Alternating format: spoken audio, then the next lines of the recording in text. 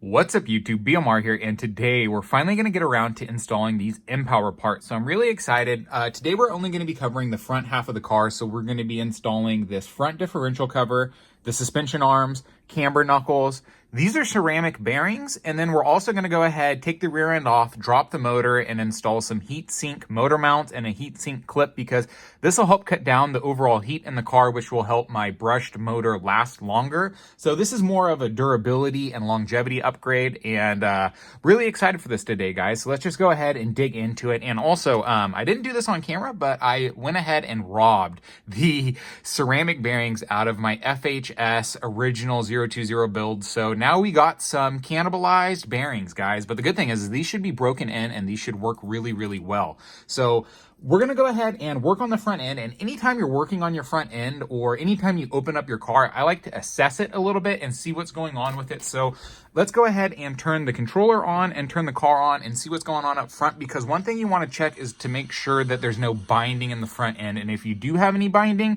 since you're going to have the front end taken apart, let's go ahead and deal with it, right? So let's turn this on. And what I do is I set it so the car is barely rolling, right? I did this off camera. I set it so that the steering trim, I have it so it's barely rolling. Like, I mean, this is literally just to the point that the tires are rolling. So let's go ahead and assess it. So what you want to do is when you turn your wheels, you want to make sure that they're not stopping. So let's see with the left side.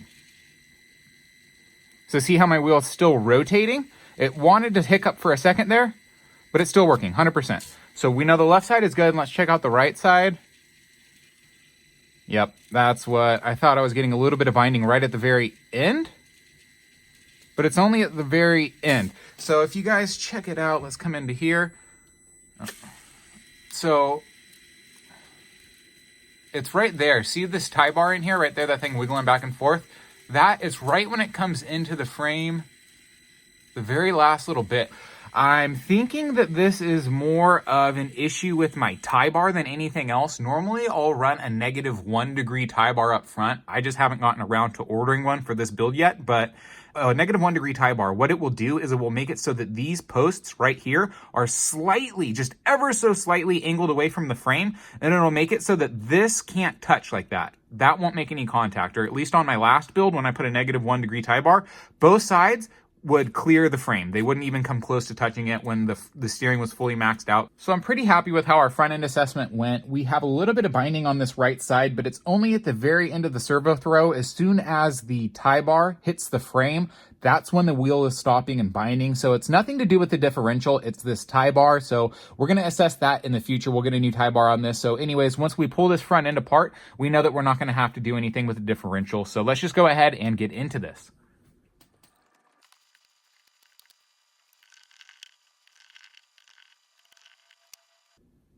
All right, there we go. So we went ahead and exposed our front differential. So let's just go ahead and set all these parts to the side for now. And let's go ahead and set the car to the side, because what I want to do is pull out my scale and I want to start weighing some of these pieces, because I want to give you guys an accurate idea of how much weight you're adding to the car.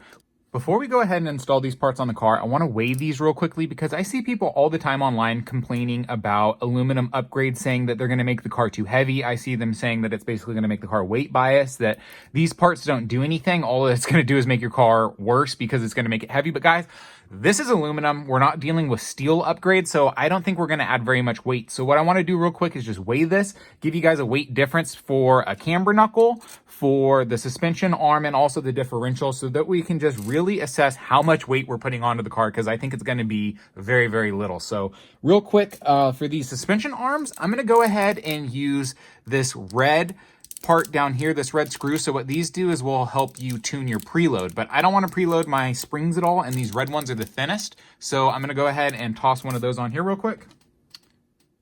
So just to make things fair, I went ahead and installed that little spring holder. So let's see what the weight is real quick. Hopefully you guys will be able to read it. If not, I'll call out the numbers too. So let's quick start with the suspension arm. So this is our stock suspension arm.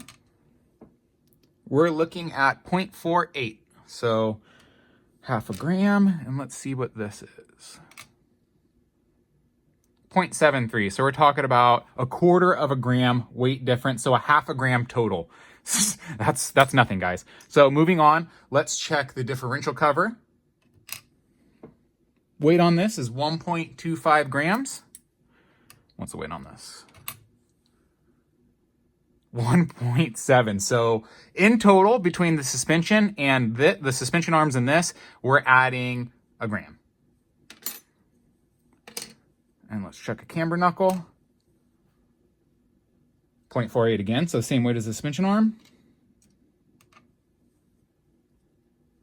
Oh, so this is a solid gram heavier. So for both sides, for the camber knuckles, we're going to be adding 2 grams total. And then for these aluminum parts up here, this is going to total out to a gram because each one of these is a quarter of a gram heavier, and then this is a half gram heavier. So in total, guys, putting on these aluminum upgrades, we're adding 3 grams. So I don't want to see people complaining about putting a whole lot of weight in your car when you're putting aluminum upgrades, because this is nothing, guys. Absolutely nothing. So anyways, let's go ahead and install these parts. So right off the bat, I want to go ahead and throw in our ceramic differential bearings. So these are from Acer. These are the ones that I had in my last build. As I've said earlier, guys, this is from the FHSS build. So kind of robbed them. I feel a little guilty for doing that, but at the same time, I can't afford to spend another 60, 70 bucks on a set of bearings. So I just want this to be my premier build because, like I said, I'm pretty much retiring the old car. So installing bearings is super simple. I mean, it can't get much easier than that. Bam, one side, and ooh, wow, these things are super smooth feeling. Cool. So I'm excited to try out these ceramic bearings because now they've had a chance to be broken in on my other build. So these things should roll super duper smooth. Oof, look at all that cat hair, guys. Gosh. All right, I had to quick grab a napkin because these bearings were super wet with oil, basically. Oh yeah, that's nice and smooth. Can't wait to have a full set of ceramics in here. Should roll really nice. There we go. So we got the ceramic bearings in there. Let's go ahead and put that differential cover, and we get our first idea of what this build's gonna look like with some red. Oh baby, guys, I'm super excited. So let's go ahead, throw these screws in.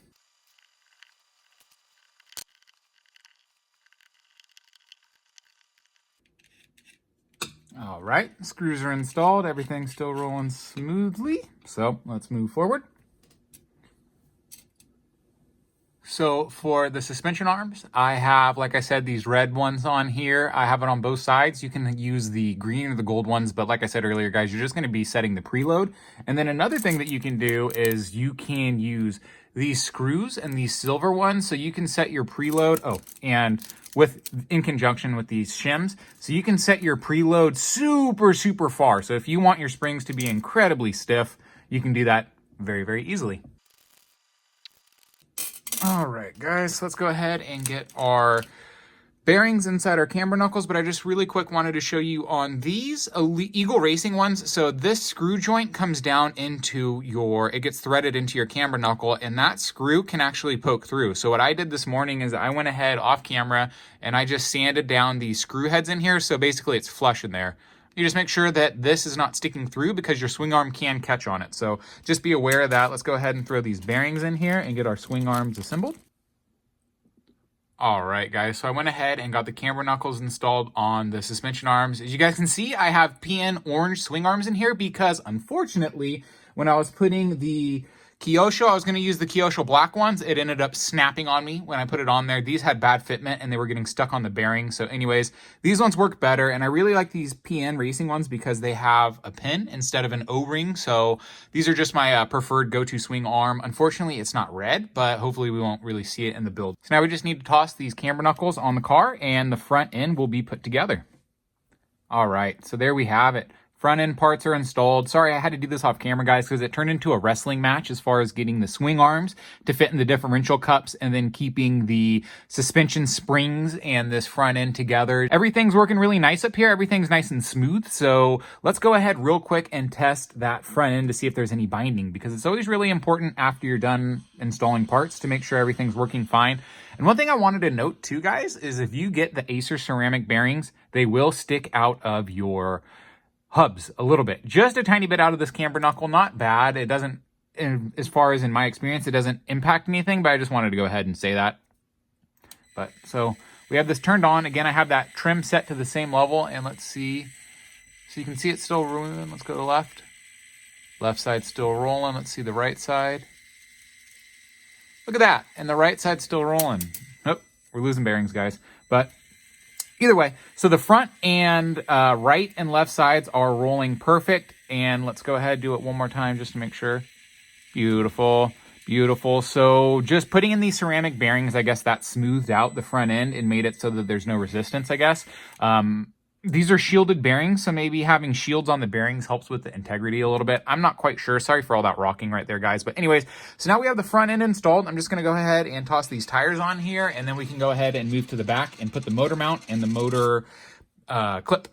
Front end parts are all installed. We have the batteries removed. So now all we have to do is go ahead and install our motor mounts and our motor clip. So this is actually really easy. It's a lot less daunting than you think. All you have to do is remove these 2 screws on top, these 2 screws on bottom, and our rear end slides out. Then we can go ahead and pull these 2 screws and then unclip this, and it'll just drop the motor out. So let's go ahead and do that real quickly.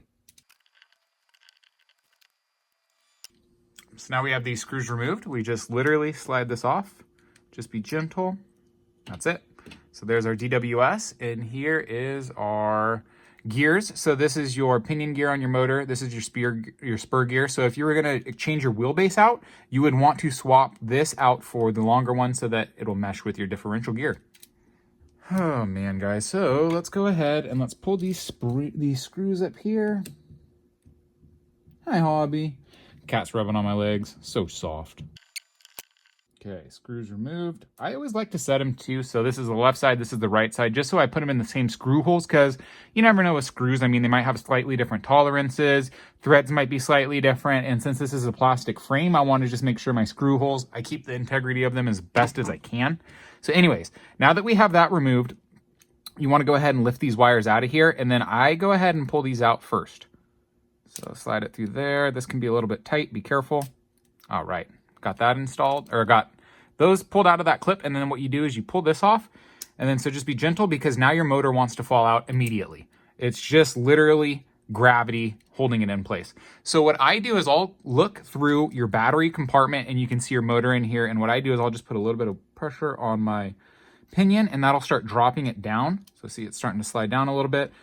And so just be really careful, and you just slightly slide it down, get a hold of your motor, and then make sure you align it so that your capacitor right here and your wires don't snag anything when they're coming down. That's what I was saying, when you can look through your battery bay right here, and then this is where, so your center shaft right there can get hung up. But anyways, that's it. Bam, pulled it out. Super simple. It can be daunting, but it's really easy, guys. So next thing you want to do is grab this little guy out here. This is your battery tool. So for removing batteries out of your compartment, but also this side, a lot of people don't realize that this is for removing pinions. So what you do is you get this under there and you just kind of work it. So I'm going to do this off screen. All right. So then I freed it, and then you literally just put it like that, and it slides up. So now we have our pinion. We have our motor mount, A1, B1. Just check and make sure you're putting the right mounts. This is A1, B1, and it should say it right there. Let's see if it'll focus. Yep, B1 right there. All right. So pull that off, bam. Pull this off the back, bam, bam. Super excited for this part. This is one of my favorite upgrades, guys, because this will help with heat, and heat is a killer for brushed motors. It's literally the thing that murders them to death. So let's save its life. Huh? There we go. So I think these are called capacitors. These things will be on the top of your motor, so you want it to be like that, and then you want these back here. I believe it's like that. Boom. Simple. See everything? This will hold in place because it has this little cutout around it, and this will hold in place because it has this lip to hold onto the motor. Grab your pinion, slide her back down, and then put a little pressure. Boom, and you hear it click in. Yeah. Kind of want to pull that off a tiny bit. Okay, feels good. And then you just literally put this back in. It's hard to do this on camera and hold it in an angle for you guys, so sorry if I look stupid. I promise I know what I'm doing. So now we have our motor in place. As you guys can see, my gears aren't making full mesh. So what you can do is just slide your pinion up a hair. Just like that. And about like that. Pretty good. Spin it, make sure everything's happy. Sorry I keep bumping this arm, guys. I'm not used to this thing, really. All right, so there we go. I'm happy with that gearing. And then let's just check it real quick. 1 second. So to check my gear meshes, I always use rolling papers because look how thin this is. I mean, it's transparent. And just feed it through. Look at that. Nothing's getting destroyed. I didn't feed it in very well. But either way, my paper, it's not getting ripped. See? But it is leaving teeth marks, so we have good mesh. So I'm happy with that. So then we will go ahead and toss our motor clip on. Boom. And then that will hold my motor in place. So there we go. You guys get a sneak peek of the build. There we have it, the front end. So this is going to be all silver and red. This Shino Hobby eventually will have a red differential in there with a silver bevel gear, which will look really, really cool. And then down here we'll have a silver tie bar, and eventually this will be carbon fiber with a red front end part on it. So there'll be a lick of red down here with some carbon fiber. So it'll look cool when we flip it over, but so that's going to be it for this video. We're going to go ahead and hit pause on the build right here. We have the front end installed. We got the motor mounts and the motor clip on here. So everything's looking pretty good. We just need to go ahead and move on to the rear end, which will be these DWS upgrades. I have a bunch of MPower parts to put on here, guys. So look forward to the next video. Maybe we'll go ahead and install these on camera. I'm not 100% sure because I'm not very confident with DWS rear ends. I've put this one together, but this was the only one I've built and tuned. So I'm not sure if I'll do the install on camera or I'll just give you guys a review video once I have everything put on here. I'm expecting it to be super smooth, but who knows? You never know. So I might end up filming that, guys. But anyways, that's going to be it for this video. If you liked the video, please give it a thumbs up. And if you made it this far, you guys are one of the diehards. Please hit the subscribe button because I show my analytics about 80% of you guys are unsubscribed. And if you made it this far in the video, guys, you're one of my real ones. You know what I mean? So please hit that subscribe button and support me. And anyways, hope you guys enjoyed this video and see you next time.